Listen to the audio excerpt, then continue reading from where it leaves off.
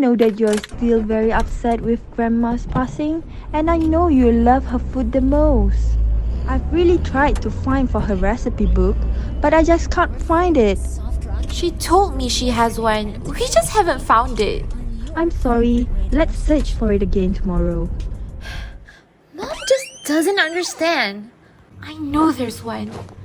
Where did you leave it, Nana? I miss you and your food. Huh? Where am I?